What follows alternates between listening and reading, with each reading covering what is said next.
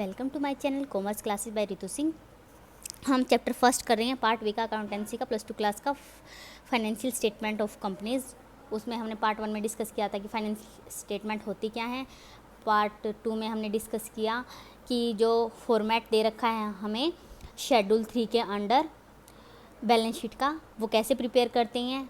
उसमें हमने देखा है कि 4 हेड्स होते हैं और उनको फर्दर सब हेड्स में डिवाइड किया हुआ है। फिर हमने जो 4 हेड होते हैं उनमें से फर्स्ट हेड को हम डिस्कस कर रहे हैं। उसमें जो इक्विटी एंड लाइबिलिटी, हमारा जो फर्स्ट हेड है इक्विटी एंड लाइबिलिटीज़, उसमें हमने शेयर होल्डर फंड में शेयर कैपिटल को डिस्कस कर लिया है अच्छे से पार्ट 3 में। आज हम पार्ट 4 करेंगे reserve and surplus. Reserve and surplus के अंडर क्या क्या आता है और ये कैसे कैसे कौन कौन सी ट्रांजेक्शन इसमें हम लेते होते हैं। देखिए करते हैं reserve and surplus. Reserve capital और surplus, the flowing item are shown under this head capital surplus in addition to normal profit. एक तो हमें नॉर्मल प्रॉफिट होता है, हम कंपनी की सेल्स प्रोडक्शन करते हैं और कुछ प्रोडक्ट करके हम प्रोडक्ट को बेचते होते हैं और हमारी सेल्स होने के बाद हमें जो कॉस्ट के ऊपर प्रॉफिट मिल जाता होता है। सेकंड चीज़ है, ये तो हमारा बिजनेस का काम हो गया। सेकंड चीज़, कुछ हमारी ऐसी एसेट्स होती हैं जिनको बेचने पर भी हमें प्रॉफिट मिल जाता है, कोई हमारे उसके यूज़फुल नहीं होती या हमें वैसे ही ले ली है। तो इन चीज़ों को जो एसेट्स के बेचने के ऊपर जो प्रॉफिट मिलता होता है वो भी हमारा एक तरह का प्रॉफिट होता है। इस प्रॉफिट से जो रिजर्व बनाए जाते हैं ना, उन्हें कैपिटल रिजर्व कहते हैं। Capital R also earn in the business of money sources. The reserve created out of such capital profit are known as capital reserve. तो फिर क्या क्या होते हैं, कहाँ कहाँ से अरेंज कर सकते हैं। Profit on sales of fix assets, कोई fix asset land building machinery जो हमारे बिजनेस की थी हमने सेल कर दी और उसके सेल करने से हमें क्या हो गया, प्रॉफिट हो गया। Profit on the revaluation of running business, जैसे हमारा बिजनेस है बहुत सालों से हम चलाते आ रहे हैं तो हम सोचते हैं कि हम एग्जैक्ट वैल्यू जो है ना वो निकालते हैं, तो रिवैल्यूएट करते हैं एसेट्स को जो करंट प्राइस है उसके हिसाब से। तो रिवैल्यूएट करने से हमारी एसेट्स की वैल्यू जो है इंक्रीज़ हो जाती है। तो रिवैल्यूएशन करने से जो भी प्रॉफिट होता है उससे कैपिटल सरप्लस बनता होता है। Capital on purchase of running business, किसी रनिंग जो कोई रनिंग बिजनेस है उसकी हमने कैपिटल परचेज कर ली तो वो हमें प्रॉफिट में परचेज होगी। जैसे मार्केट वैल्यू उसकी इतनी नहीं थी, हमने अच्छे प्राइजेस पे उसको ले लिया है, हमारे लिए बेनिफिशियल हो गया आगे चल के, तो ये profit on purchase of running business हो गया। प्रॉफिट ऑन री इश्यू ऑफ फॉरफिटेड शेयर।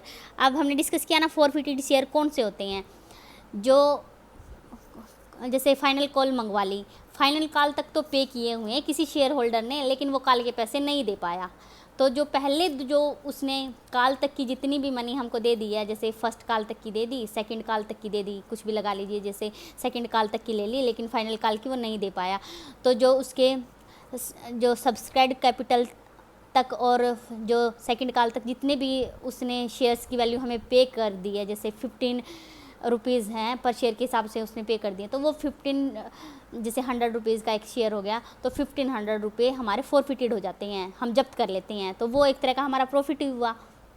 हमारे शेयर भी हमारे पास ही रह गए और जो एक्स्ट्रा मनी भी हमें मिल गई। ठीक है। Profit on redemption of debenture, जो डिवेंचर्स होते हैं उनको रिडीम करने के बाद जो हमें प्रॉफिट मिलता होता है। रिडीम मतलब उनको पे ऑफ कर देते हैं, रिडीम कर देते हैं और उनका उससे जो प्रॉफिट मिलता होता है डिवेंचर से। कैपिटल रिडेम्पशन रिजर्व, अब कैपिटल को रिडीम करने के बाद जो रिजर्व बनाते हैं, एक तो हो गया capital surplus, second is capital redemption reserve. Capital redemption reserve क्या होता है, ये रिजर्व होता है जो कैपिटल को रिडीम करने के बाद हम बनाते होते हैं। देखो सिक्योरिटी प्रीमियम रिजर्व, जो सिक्योरिटी पे प्रीमियम बनता है उनका रिजर्व होता है। डिबेंचर रिडेम्पशन रिजर्व, जब डिबेंचर को हम रिडीम करते हैं उनका रिजर्व बनाते होते हैं। रिवैल्यूएशन ऑफ रिजर्व, जैसे रिजर्व की वैल्यू को क्या कर देंगे, हम रिवैल्यूएट कर देंगे। एक्चुअल वैल्यू कुछ और थी, रिवैल्यूएट करने के बाद कोई और वैल्यू आ गई है, उसमें प्रॉफिट हो रहा है, तो क्या करें, रिवैल्यूएशन रिजर्व बना देंगे हम। फिर क्या होता है सिक्योरिटी एंड प्रीमियम रिजर्व, और डिबेंचर रिडम्पशन। रिवैल्यूएशन रिजर्व होता क्या है? It is a reserve which is created by the upward revision of the book value of assets. मतलब बुक वैल्यू बढ़ जाती है। It can not be use for payment of dividend और using bonus share. ये ऐसे नहीं है, जैसे रिवैल्यूएशन रिजर्व है ना, उससे हम क्या नहीं कर सकते, ना तो बोनस शेयर इशू कर सकते हैं, ना क्या डिविडेंड को पे कर सकते हैं। ये आप ध्यान रखिएगा। F is share option outstanding account. Share option outstanding account क्या होता है? ये देखिए, हमारी जो मार्केट वैल्यू होती है शेयर्स की और इशू प्राइस क्या होता है, इसको क्या बोलते हैं? ESOP। इसकी फुल फॉर्म है एम्प्लॉय स्टॉक ऑप्शन स्कीम। हम क्या करते हैं, तो हम अंडर प्राइस होके अपने एम्प्लॉय को शेयर्स इश्यू कर देते होते हैं, तो उसके लिए हम ये रिजर्व बनाते होते हैं। Other reserve restricted to general reserve, मतलब जोन से रिजर्व इसमें नहीं आए हुए बाकी सारे रिजर्व इसमें आ जाएंगे। अब surplus, balance in statement of profit and loss appropriation such as dividend, bonus share and transfer to form of reserve. अब कैपिटल रिजर्व तो क्या था, जो हमारी एसेट्स को, और हमने देखा है ना किस किस को एसेट्स को, और जो हमारी ये हैं जो परचेज ऑफ रनिंग बिजनेस है, फिक्स एसेट को रिवैल्यूएट करने पर, और रिडेम्पशन ऑफ डिबेंचर, इस तरह के जो हमारे कैपिटल से रिलेटेड ही होते हैं ना, वो तो कैपिटल रिजर्व होते हैं। अब सरप्लस क्या होते हैं? सरप्लस वो होता है जो हमारे प्रॉफिट हुए हैं लेकिन हमने उसको शेयर होल्डर को पे कर दिया एज ए डिविडेंड। डिविडेंड देने के बाद भी हमारे कुछ अमाउंट हम बचा कर रख लेते हैं। वो किस में रखते हैं हम? डिविडेंड और bonus shares and transfer to form, उसको क्या कर देते हैं? रिजर्व में बचा कर रख लेते हैं। किसकी? जो हमारा प्रॉफिट का हिस्सा होता है उसको। A reserve specifically represented by marked invest shall be term as fund. क्या बोलते हैं इनको? जैसे ना जो भी ये रिजर्व होते हैं, रिजर्व फंड बोलते हैं इनको, जो प्रॉफिट में से बचा कर रखते हैं। Debit balance of statement of profit and loss account, negative figure के अंडर दिखाते हैं। अगर प्रॉफिट एंड लॉस अकाउंट का हमारा डेबिट बैलेंस आता है तो उसमें रिजर्व की क्या दिखाएंगे हम? नेगेटिव वैल्यू के। एग्जाम्पल करते हैं हम एक रिजर्व एंड सरप्लस का। देखिए, royal limited has the flowing balance sheet. 1 April 2017 general reserve है 2 lakh, security premium 1 lakh, statement of profit and loss brackets में दिया हुआ है, तो मतलब ये नेगेटिव फिगर है, उसको ब्रैकेट से दिखाते होते हैं। लॉस हो रखा है ये 7 लाख का। During the year ended 31 March 2018 it incurred a loss 4,50,000। अब हमें क्या बनानी है? शेड्यूल 3 के अकॉर्डिंग बैलेंस शीट बनानी है। तो ये परफॉर्मा हम सेम वैसा का वैसा तैयार कर लेंगे बहुत अच्छे से। Particulars, note number, third head है करंट ईयर और फोर्थ है प्रीवियस ईयर। करंट ईयर हमारा क्या है? 2018 31 मार्च, और 31 मार्च 2017 प्रीवियस ईयर है। फर्स्ट हेड ही कर रहे हैं हम, इक्विटी एंड लाइबिलिटीज़ कैपिटल अक्षर में लिखेंगे।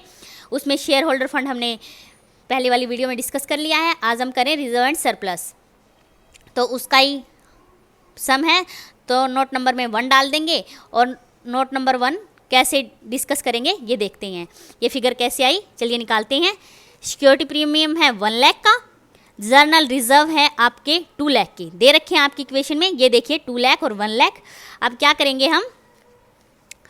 जो सरप्लस आया तो यहाँ का नेगेटिव बैलेंस और यहाँ का नेगेटिव बैलेंस दोनों को ऐड कर लेंगे। ये था 7 लाख और अब कितना है? 4,50,000। इनको ऐड करेंगे, इनको ब्रैकेट्स में लिखते होते हैं क्योंकि ये नेगेटिव फिगर होती है। कितना आ गया? हमारा आ गया 11,50,000। ब्रैकेट्स में लिखेंगे क्योंकि ये नेगेटिव फिगर है। अब 3 लाख ये हो गई, तो बैलेंस निकाल लेंगे। कितना आया? 8,50,000। तो रिजर्व एंड सरप्लस में कितना है? 8,50,000, लेकिन क्या है? नेगेटिव है, तो इसलिए इसको ब्रैकेट्स में रखते होते हैं। और 2017 का 4 लाख कैसे आया? देखिए आप, 7 लाख था पहले ही, 7 लाख, ये 2017 की फिगर दी हुई है, 7 लाख था। 1 लाख सिक्योरिटी प्रीमियम और 2 लाख जर्नल रिजर्व। तो 7 में से 3 को बैलेंस करके फिगर आ गई 4 लाख। 3 लाख चला गया तो नेगेटिव फिगर ही है, क्योंकि 7 लाख का लॉस हो रखा है, तो इसलिए इसको ब्रैकेट में लिखेंगे 4 लाख को। 2018 का 8,50,000 और 17 का 4 लाख हमने निकाल लिया है। अगर फिर भी कोई दिक्कत हो तो प्लीज़ कमेंट बॉक्स में डाल दीजिएगा। अगर आपको मेरी वीडियो अच्छी लगे तो प्लीज़ शेयर, लाइक और सब्सक्राइब जरूर कीजिएगा। Thank you so much.